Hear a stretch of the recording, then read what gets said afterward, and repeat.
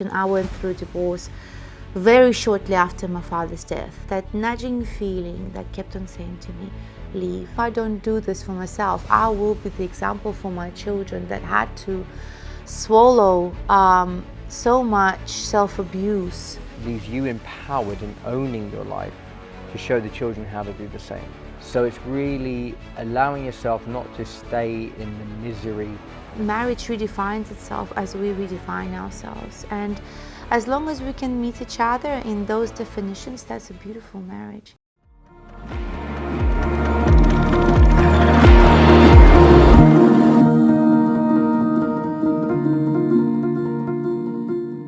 Hey guys, welcome back to the Conscious Kingdom. You are right, I am still wearing the same t-shirt. So we want to bring another topic because it's come off from the last video we did. So we're going for a little spin-off here. The topic of divorce. What is divorce? What is the stigma around divorce? And how is divorce seen now than it was, say, 20 to 50 to 100 years ago? Yeah. Divorce was labeled as the ultimate failure because it was the failure of the marriage, the failure of the family. And in cultures that, deem family as quite important, it is quite judged. It is quite a fear that is driving a lot of couples to stick together, to stick it out and stay together no matter what, because of how much the culture has created, how much pressure the culture has created in order to keep the family together. This is from a personal experience, right? Yeah. Having gone through it myself, it is something that is very soul-wrenching to have to go through divorce. And in my situation, I went through divorce very shortly after my father's death. And it was a very difficult time, to say the least, not having my main support system that I have seen in my father, but also having lost the support system that I have seen in my ex-husband's family. So it took me a while to bring myself to talk about that, because it took me a long time to process it as well. I have gone through so many different conversations in my head, whether it was worth going through with this or not. I have been married for, if I'm not mistaken, about 12 years and 14 years together. So since the age of 19, we have been dating. By 21, I was married. And every single year, I had that nagging feeling that kept on saying to me, leave, leave. And I tried. Every single year I tried to leave, and I remember the horror that I was met with, because that meant I had to take on the responsibility of breaking the family apart.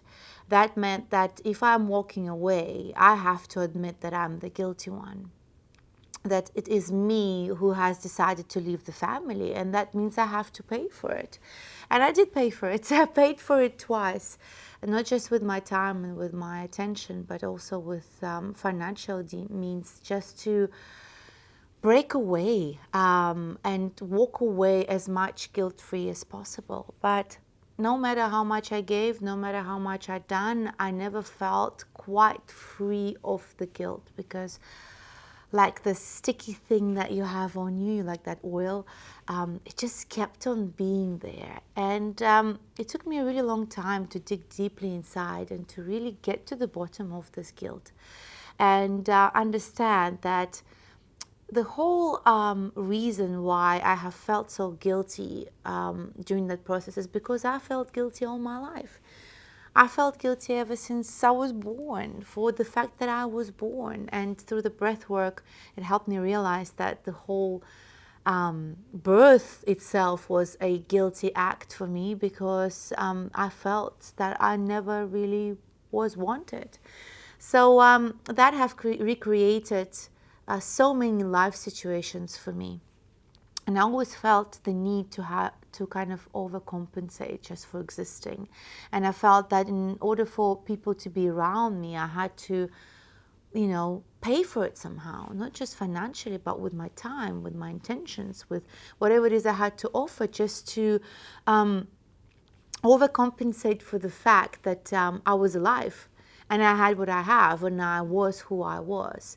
So having faced that throughout my life and having married into a very culturally stable or say culturally defined family, that meant that I had to take on their beliefs and their beliefs about what the family is.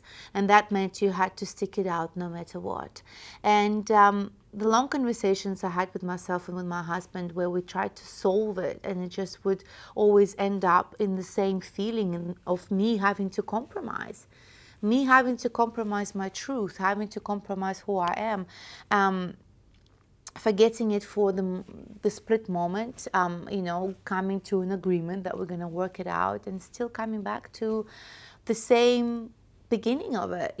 I feel, not happy, but if I leave, I am guilty because I am ultimately breaking up a family and I will ultimately damage my children.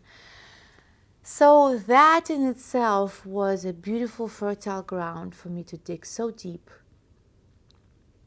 and to really reassess what it meant for me to break out of that and what it meant for me to challenge those stigmas. And it came at a point where I could not numb my voice any longer, that inner voice inside that said, you can do more. You are more than that. You are more than what they tell you are. And when that voice got so deafening and loud, I thought, to hell with this, I'm going. And I understood at that point in time that if I don't do this for myself, I will be the example for my children that had to swallow so much self-abuse and make it a normalized self-abuse so that they can have a normal childhood. And it felt like a criminal act, because that meant I had to lie to myself, and that meant I had to lie to them. And if I had to do that, then I would set them up for really failing at being honest and honorable human beings. And they would have to then find parts of themselves that they would have to hide from the world. So you stepped up not because it was, shall we say, a selfish reason to... See, there's two dichotomies here, isn't there? You stay in the dynamic you're in for the good of the children. But if you look at the other way, is it really good for the children? No, you saw it on the other side. If I show them an example of what not abuse to swallow, then I can set them up even better in life, to show them that things may not work out the way you think they should work out, but they've worked out in a way that leaves you empowered and owning your life, to show the children how to do the same. That is very beautifully put, but you don't understand it at the time. Of course, you just follow your heart and you follow your intuition, and you just, you take the risk. You ultimately take the risk, and I'm so grateful that I did, because now I live the life that I've envisioned, and I'm finally, I'm finally fulfilled, because then I feel that I have that freedom to experience the life I always wanted to give to my children, to my family.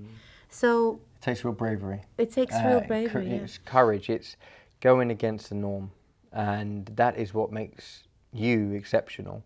And even people like Dr. Shafali, who express their stories as you are doing now, who create books and they're able to help other people, because to go against your tribe and to stand up for yourself would ultimately mean death back in the times. And you had to really dig deep and go out there in order to carve something new that you felt was within your expression, your self-expression from your spirit, despite all of the challenges. And it was death.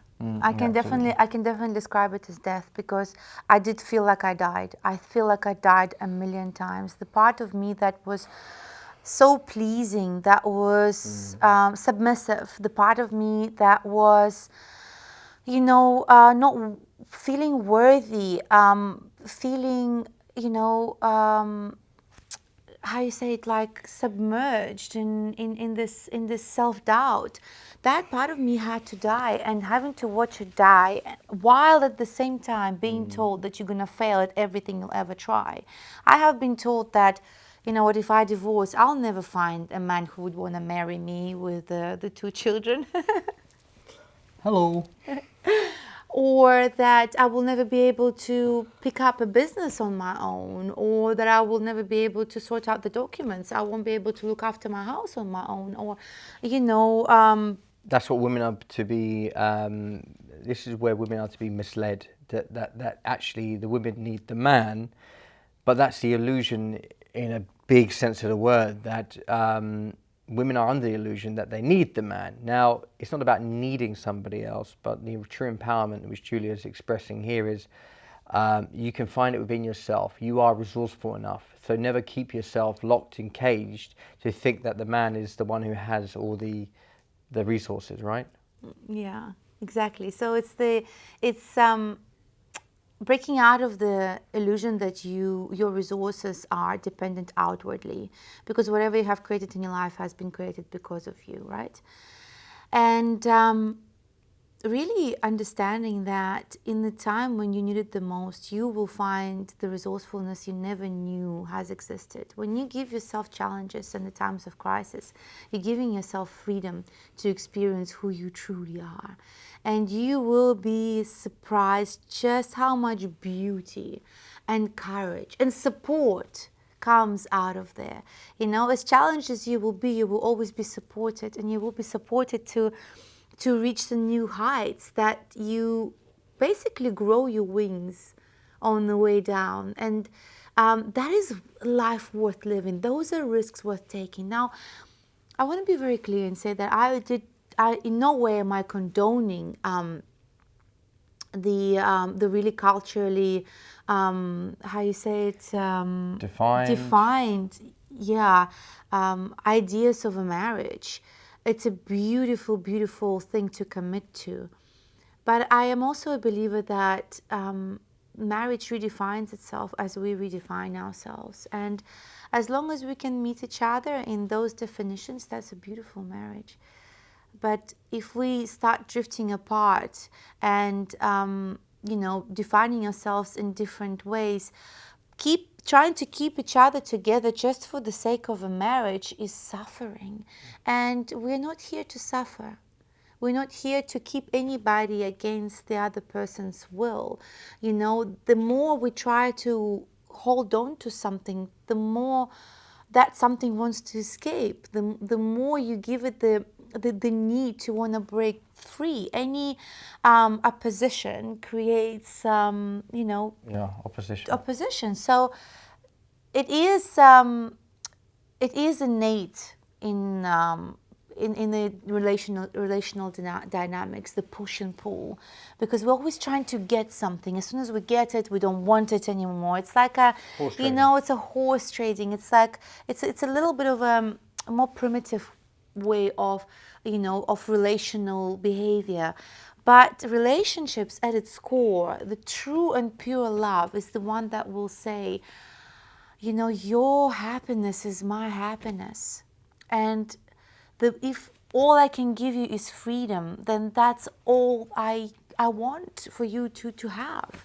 And I would never want to hold you back just for myself. I would never want to keep you just to make me feel more secure, because I know that's ultimately damaging our relationship. I want you to feel as free and as happy as possible. And I know that if we're meant to be together, you will come back, because you will know that you will always be free and safe with me.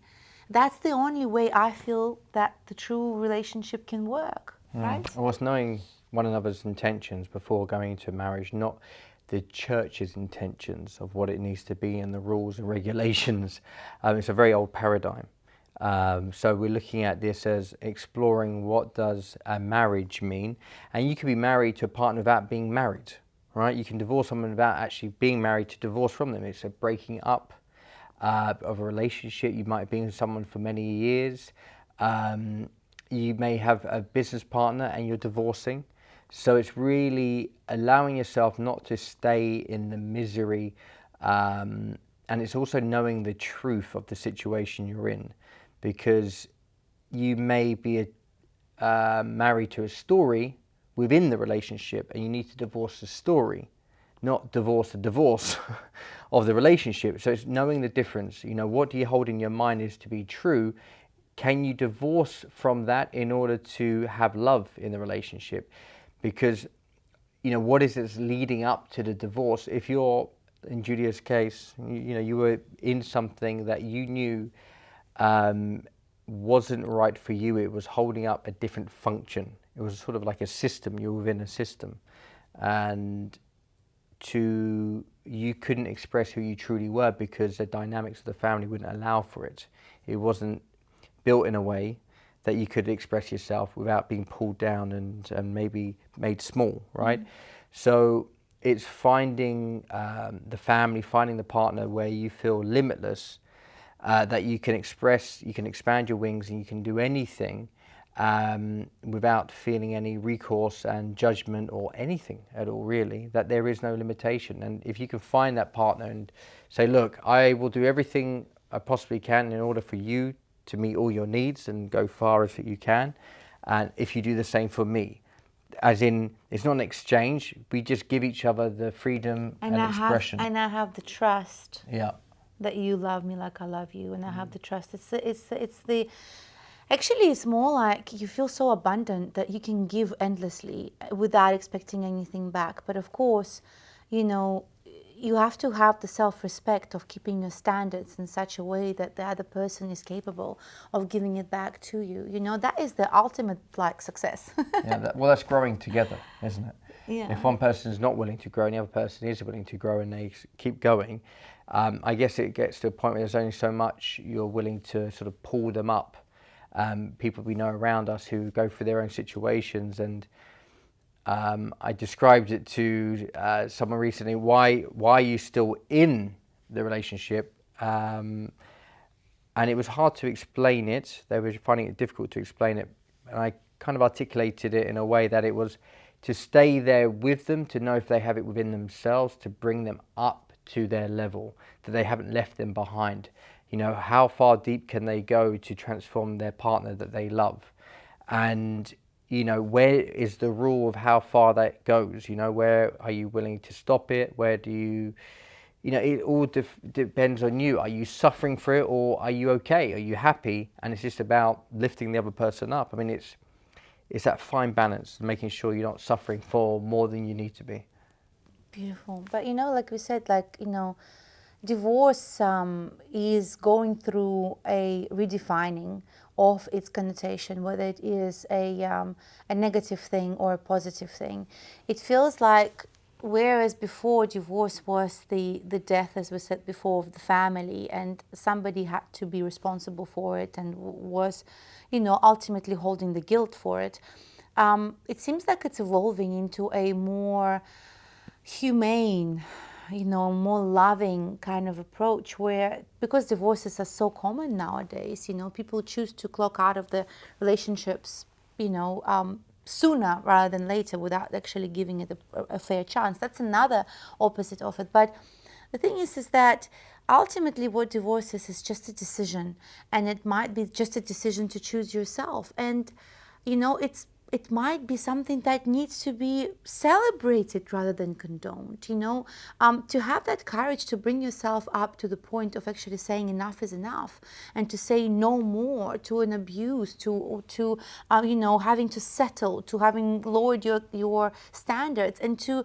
choose yourself over what is accepted by society is, you know, is a brave act. And so this is how I see the evolution of divorce. The idea of divorce is happening now, and it's becoming now more of a emancipation, or say, you know, an empowerment of claiming own sovereignty.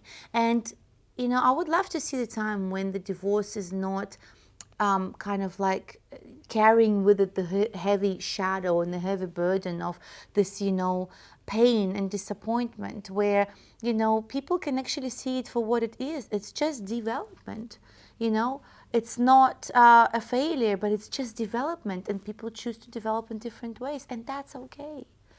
Well, yeah, I mean, it's based on not judging people's actions for whatever it is that's got them into it, getting them out of it, and that we just have some loving environment that is conducive to growth and not judgment, not blame. But, in the Western world, divorces are high, but in other cultures, it is completely, disregarded. It's not going to be allowed to happen. In Indian cultures, things like this, it's not high at all because I think systematically cultures there are so deep rooted in very old archaic way of thinking that the fear of death is actually real. If you divorce, you may actually lose your life. So it depends where you are listening to this, of course, that you do whatever it is you can at your own safety, right? I mean, you want to be empowered, you want to be able to rise up, but know where you are. Of course, we're only speaking from our experiences where death wasn't imminent, right? Of course, but for some people, unfortunately, it is. And I'd love to see a time where everybody can make a choice without fearing that they're going to lose their life if it's not harming other people. That's beautiful. So, let's stand together to create that kind of freedom and space for others, that they can make choices because they've changed from who they were when they got married to who they are now. And that's okay, especially for those who are in arranged marriages or forced to marry at such a young age. That really is a tough choice because they never got the choice. They had to do it. So if we can get to a place where we can create that freedom for you, for anybody out there who's living in that society, then, let's put the intention that we can create that freedom. Yeah. So thank you for sticking around. Yeah. Thank you for not divorcing us too early. Here, and we do hope that this video serves as seeds of planting, self-love and self-awareness in you, and it's like a medicine, just creates more space for any kind of healing that is necessary. Beautifully said. Much love, guys. Ciao. Bye.